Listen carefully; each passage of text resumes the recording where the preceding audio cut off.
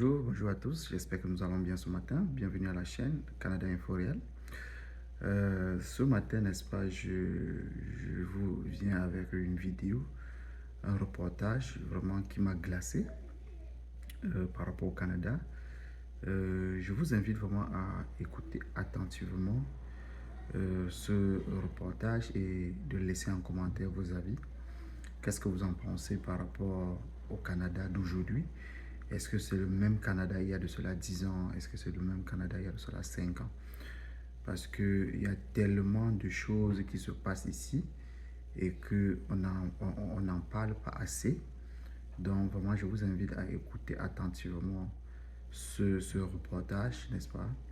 Comment est-ce que des personnes sombres, que ce soit dans la drogue, que ce soit dans la prostitution, que ce soit le niveau de vie qui est tellement élevé qui fait en sorte que les gens se retrouvent dans les rues, à dormir dans les voitures, à dormir, n'est-ce pas, dans les camps, les campements, et ainsi de suite. Donc, écoutez attentivement et vous laissez en commentaire vos avis et partagez au maximum pour sensibiliser. Vous êtes sans oublier, notre objectif n'est pas de décourager, mais c'est de sensibiliser au maximum, que chacun, n'est-ce pas, puisse avoir une idée claire de l'endroit où il va, pour ceux qui veulent venir au Canada, qu'il ait un contour, n'est-ce pas, et qui est vraiment de l'information actualisée, de l'information concrète, n'est-ce pas, de la vie au Canada aujourd'hui avant de pouvoir immigrer. Donc, je vous invite vraiment à écouter attentivement et laisser en commentaire vos avis. Ciao.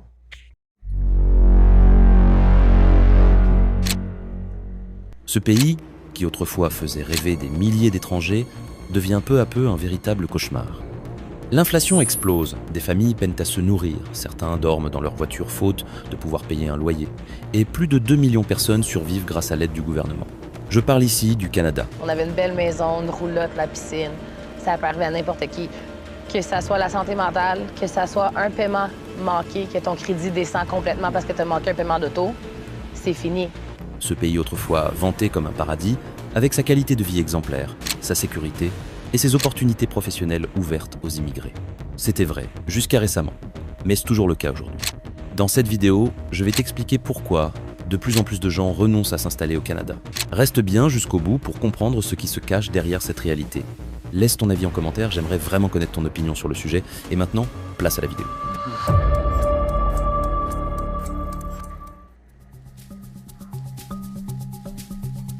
Il n'y a pas si longtemps, le Canada apparaissait comme l'endroit rêvé pour bâtir sa vie. En 2015, Justin Trudeau est élu avec des promesses de renouveau et d'avenir meilleur pour tous. Mais avec le temps, ces promesses se sont peu à peu dissipées. La vérité, c'est que pour beaucoup, le rêve canadien s'est mué en cauchemar. À son arrivée, Trudeau a suscité une immense vague d'optimisme.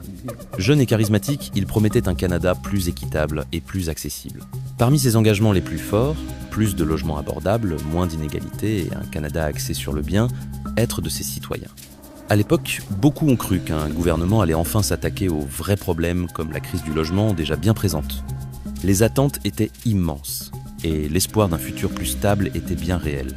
Le gouvernement fédéral a mis en place des initiatives comme la stratégie nationale sur le logement, promettant des milliards pour faciliter l'accès à des habitations décentes et abordables.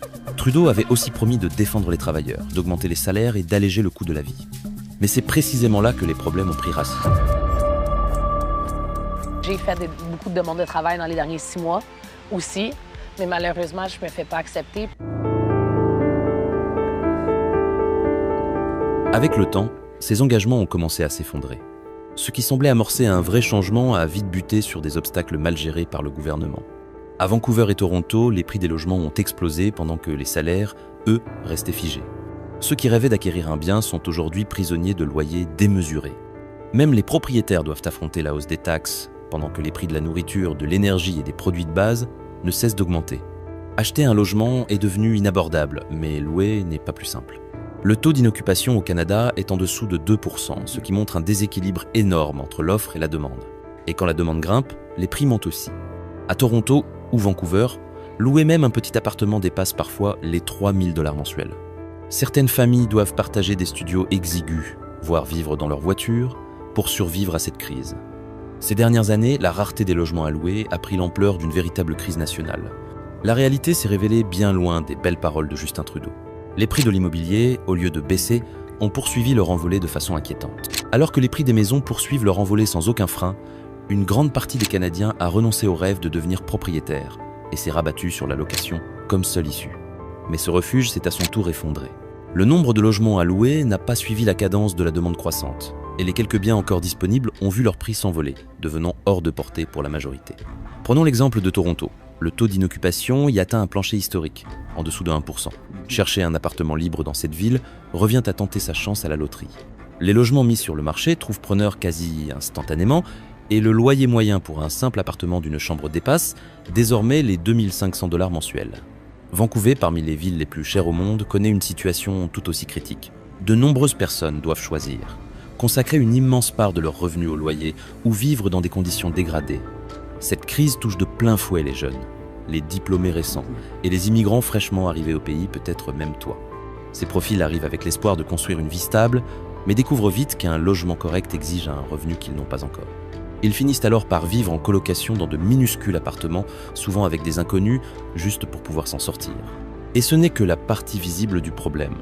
L'autre versant, bien plus sombre, c'est la montée dramatique du nombre de personnes contraintes de dormir dans leur voiture. Sur les réseaux sociaux et dans les médias, on voit de plus en plus de témoignages de ceux qui n'ont tout simplement plus les moyens de payer un loyer. Mais ça fonctionne pas, je peux pas rester dans la rue avec 6 enfants puis un grand-père dans une tente. Ils stationnent leur voiture dans des endroits sûrs pour y passer la nuit, puis se rendent à leur travail comme si de rien n'était. Les reportages récents montrent même que certains touristes sont choqués par la montée du sans-abrisme dans des villes comme Vancouver. Dans les grandes métropoles, la situation est grave. Des centaines de campements sauvages ont surgi dans les lieux publics, formant de véritables bidonvilles à ciel ouvert. Des hommes, des femmes, des familles entières y vivent, tentant d'échapper à la cherté de la vie et à la pénurie de logements. Pendant ce temps, les propriétaires profitent de cette forte demande pour encore faire grimper les loyers. En parallèle, la construction de nouveaux logements n'a pas réussi à répondre à la demande croissante, aggravant la pénurie. Le gouvernement a bien lancé certains programmes pour stimuler la construction, mais les résultats sont lents, très lents.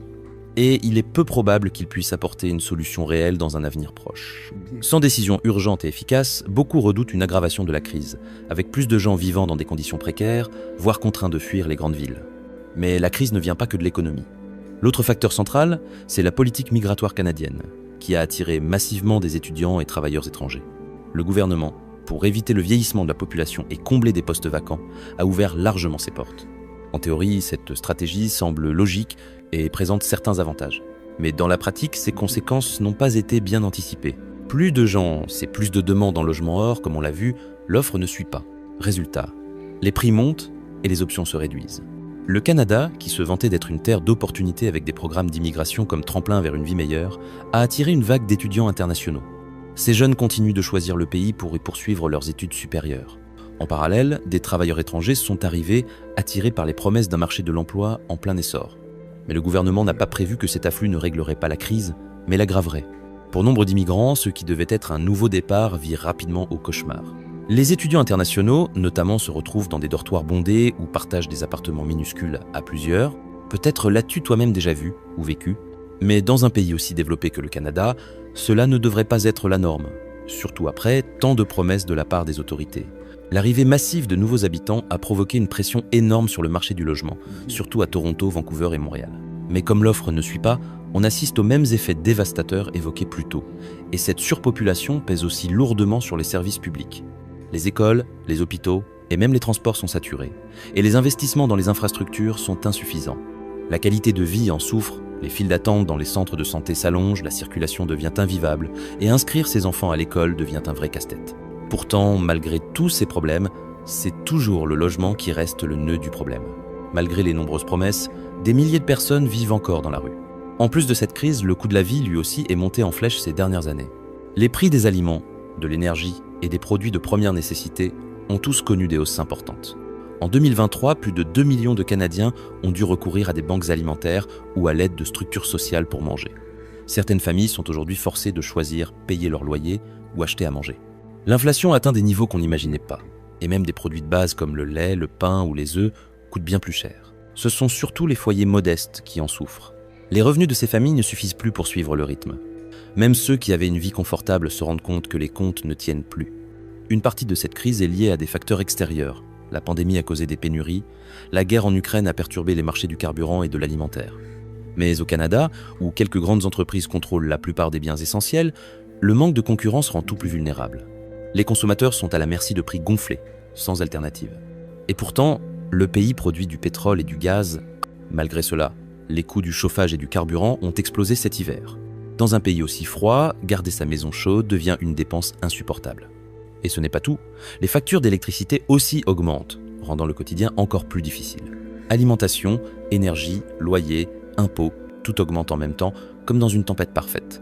Et comme aucune mesure forte n'a été mise en place pour freiner cette inflation, les plus vulnérables se retrouvent sans aucune solution. En 2023, des millions de personnes ont dû dépendre des banques alimentaires, un chiffre presque 2 fois supérieur aux années précédentes. Pour beaucoup de familles, la situation est devenue critique. Le dilemme entre payer son logement ou nourrir ses enfants est désormais quotidien. Ce que l'on gagnait hier pour faire vivre un foyer ne suffit plus qu'à peine à couvrir les besoins de base.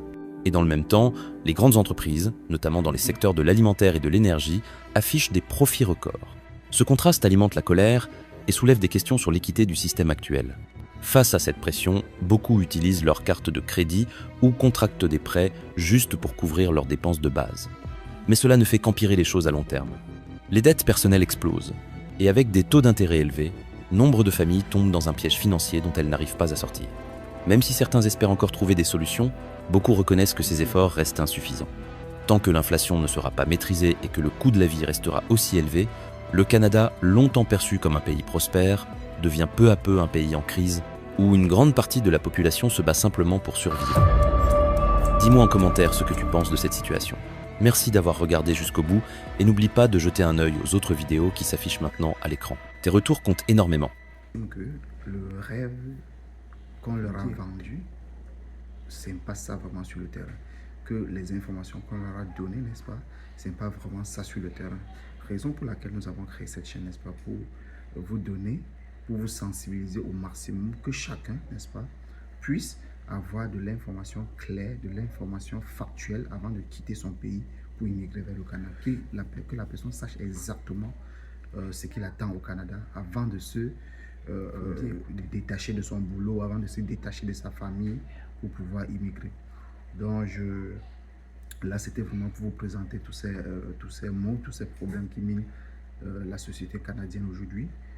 Et sur ce, je vous dis ciao et à bientôt.